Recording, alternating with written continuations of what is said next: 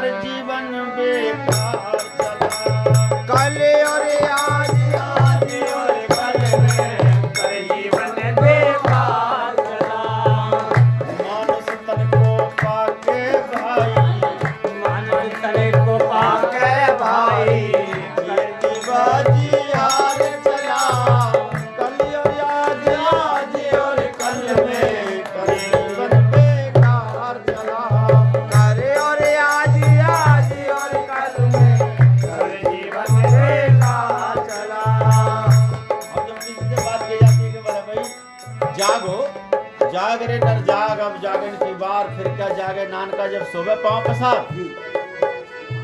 भाई जब तू मर जाएगा फिर क्या जागेगा। और यहाँ तक फिर बात लिखी है कि जिनके हृदय हरि भक्ति नानी, सब समान जीवित वो प्राणी।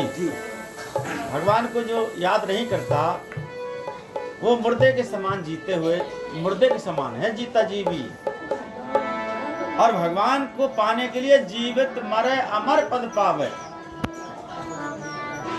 हम उन मुर्दों के यार हैं जो मरे हुए जीते हैं, क्या बात है। है ना। तो अब मरना किसका है? जब मैं था तब हरि नहीं, अब हरि में ना है। जब तक मैं है, मैं शरीर हूं, मैं ये हूं, मैं ज्ञान हूं, मैं ध्यान हूं, भगवान बहुत दूर है। और जब ये न्यूट्रल हो जाता है, मैं कुछ नहीं हूं, सब कुछ तेरा है, तू ही तो सब कुछ है, तो हरि आ जाता है, भगवान का निवास हो जाता है। अब हरि में ना है, सब अंधियारा मिट गया। जब दीपक जल गया महा, अंदर में ज्ञान का दीपक जब जल जाता है, तुलसीदास जी कहते हैं उग्रही विमल बिलोचन हिय के, मिटई दोष भव दुख रजनी के। हैं उग्रही विमल, मल रहित लोचन माने नेत्र, हृदय में जब प्रकाशित हो जाते हैं, उदय हो जाता है लोचन, मिटई दोष भव दुख रजनी के। फिर जो हम अज्ञान रूपी रात्रि में जो जी रहे हैं, जैसे बहुत रात है तो उसमें रास्ता नहीं दिखता, भय लगता है, चोर का भी डर है, कीड़ा कांटे का भी डर है। जब सूरज निकल जाता है तो फिर दिन निकल जाता है, फिर सब डर खत्म हो जाते हैं। ऐसे ही हृदय में जब ज्ञान हो जाता है, परमात्मा के नाम का प्रकाश जब हो जाता है, तो फिर सारे भ्रम टूट जाते हैं, सारी शंकाएं खत्म हो जाती हैं। फिर नहीं जाना पड़ता कहीं कि वहां चलो भाई, अब वहां चलो भाई, है। फिर उसकी स्टॉप मिल जाता है उसको, फिर मंजिल उसकी पूरी हो जाती है। फिर तो जिन खोजा तिन पाइया, गहरे पानी बैठ, मैं बूढ़ा बपरा भला बुरा, रहा किनारे बैठ। हम किनारे पे ही बैठे रहे। किनारे का मतलब मनुष्य शरीर मिल गया तो किनारा मिल गया भगवान को प्राप्त करने का। यानी तो भव सागर की धार में जा रहे हैं बहते हुए। अब भव सागर क्या थी? आप कितना टाइम हो गया बताइए जरा। कितना टाइम हो गया? तो भव सागर क्या है? भव सागर है बार बार जन्म लेना फिर मरना, गर्भ कोष में जाना, ये सब भव सागर कहते हैं।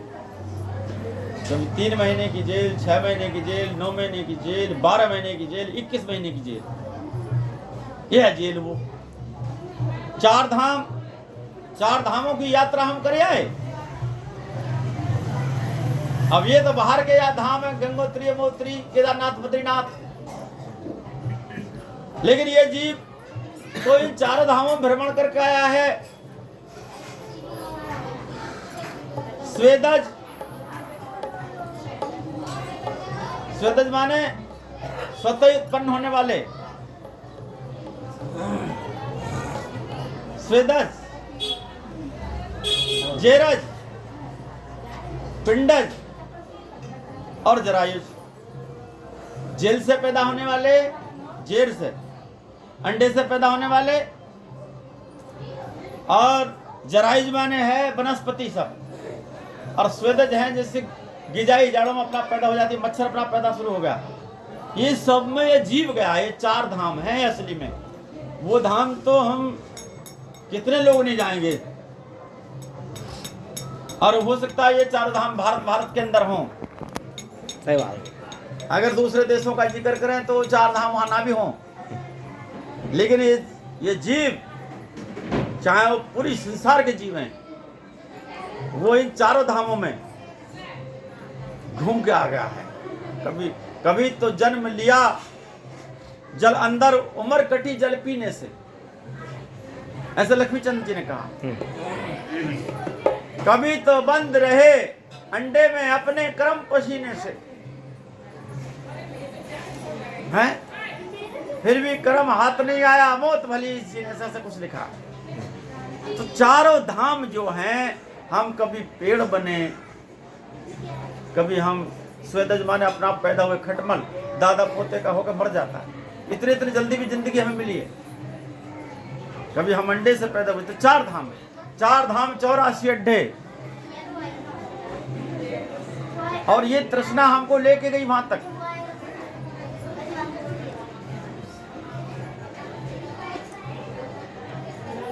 सबसे बड़ा रोग है जन्म मरण का रोग लगा है, तृष्णा रूपी खांसी। आवागमन की डोर पड़ी है, पड़ी बीच गल फांसी।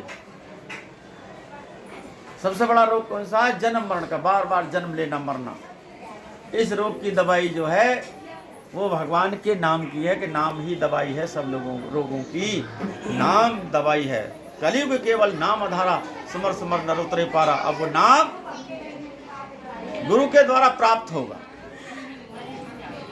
जब तक हम गुरु की शरण में नहीं जाते, तब तक हम सही मार्ग को प्राप्त नहीं कर पाते। जैसे कोई बच्चा अपनी मर्जी से घर का काम कर लेता है, उसमें काफी में लिख के ले गया, लेकिन जब तक वो सही नहीं हो जाता, जब तक क्लास टीचर उसको जांच नहीं देता, राइट का निशान नहीं लगा देता। हम अपनी मर्जी से भक्ति कर रहे हैं, नाना प्रकार से, कोई ऐसा नहीं जो भक्ति ना करता।